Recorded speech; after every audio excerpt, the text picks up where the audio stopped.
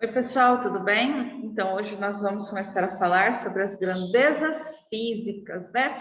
O que é uma grandeza física, né? É algo que eu consigo medir, diagnosticar, assim, de distância, de massa, ter uma noção sobre isso, né? Então, lá em física, as propriedades de um corpo ou fenômeno que podem ser medidas ou mensuradas são chamadas de grandezas físicas. Olha só, a trena, a fita métrica, né? É utilizada para a gente medir o comprimento dos objetos. O termômetro nós utilizamos para medir a nossa temperatura. Então, isso, temperatura, comprimento, distância, isso tudo são grandezas físicas, tá? Ver o consumo de energia elétrica do mês, volume de chuva, a duração de um filme, tudo isso é uma grandeza física. Eu consigo tirar disso daí grandezas físicas. Por quê? Eu consigo medir algo, eu consigo ter o tempo de algo, então isso faz parte dessa área da física.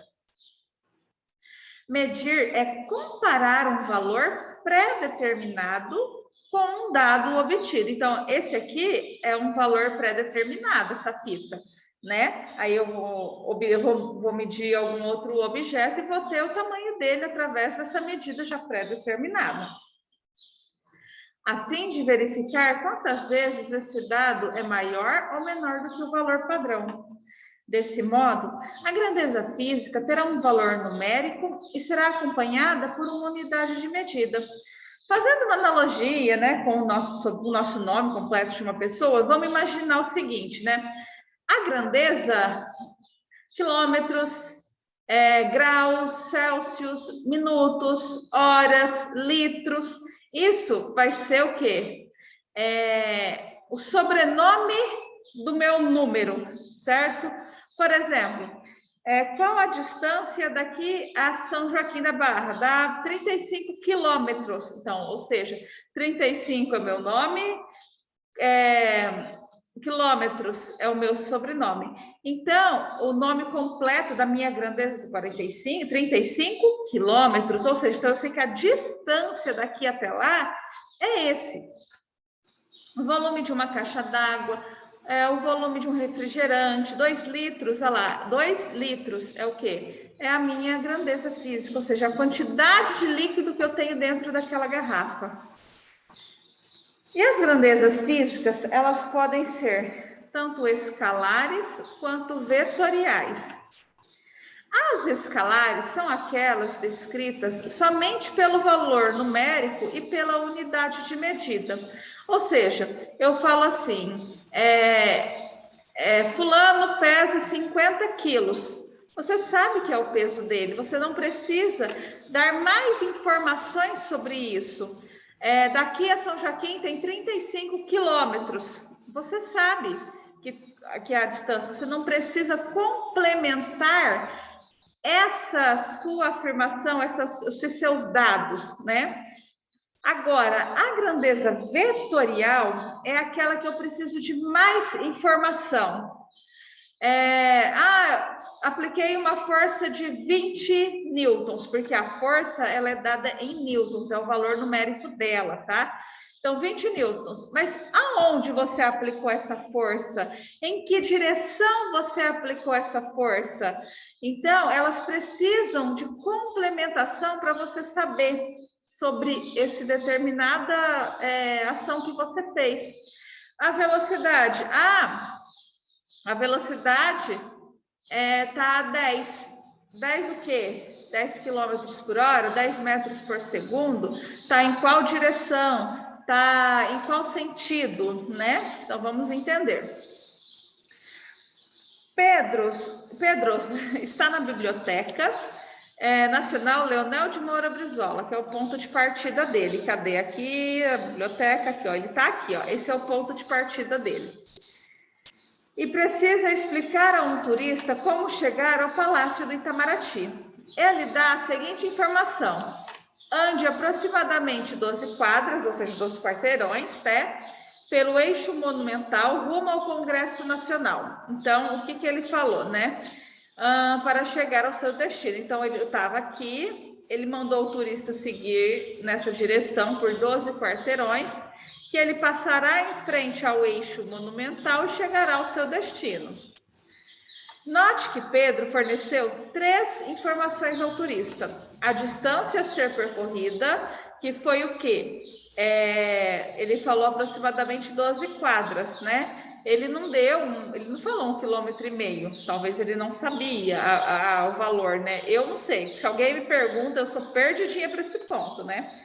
E se você é perto, falou, olha, eu não sei a distância, né? Eu não sei explicar, mas você faz assim, você vira assim, você anda tantos quarteirões. Nesse momento que você dá essa alternativa para a pessoa, né, de 12 quarteirões, ela vai ter mais ou menos a ideia da distância, porque os quarteirões costumam ter quase as mesmas medidas, certo? A rua que o turista deveria seguir, que é a direção que ele deveria tomar, e o sentido, porque siga em sentido ao monumento, ao eixo monumental. Além do valor numérico e da unidade, grandezas vetoriais precisam de uma orientação, ou seja, de uma direção e um sentido. Na explicação de Pedro, nós temos o valor numérico, a direção e o sentido, que era o sentido do Congresso Nacional, onde o moço queria ir. As grandezas vetoriais têm um módulo. Como você explicaria uma pessoa que estaria aqui na Escola Munir Neder para chegar até a capelinha? A pessoa não sabe andar aqui na cidade. Como que você explicaria para ela saindo daqui, né? Qual a direção que você apontaria? Qual o sentido? Quais pontos de referência você daria para essa pessoa? Você pode dar a ponte como ponto de referência, a igreja como ponto de referência, a igreja matriz.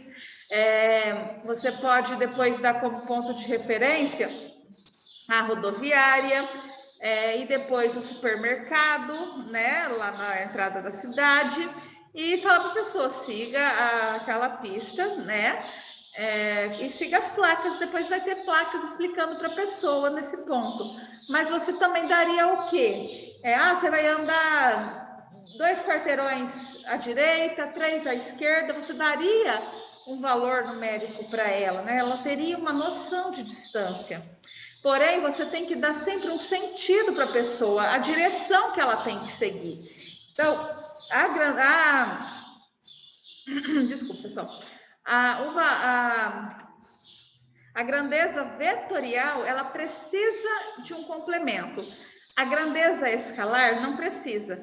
Eu peso tantos quilos, tá? A pessoa está com 20 graus, 35 graus de temperatura. Você não precisa. É para cima essa temperatura, é para baixo? Então, você não precisa dar um sentido para isso, né? Representação gráfica de uma grandeza vetorial.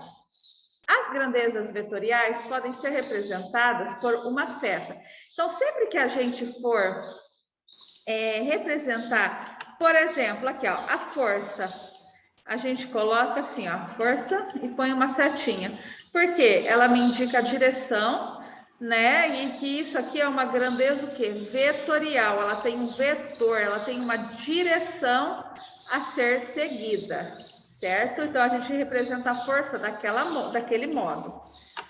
No Sistema Internacional de Unidades, né, no caso, o Newton é referente à força. Então, você aplica uma força de 20 newtons, tá?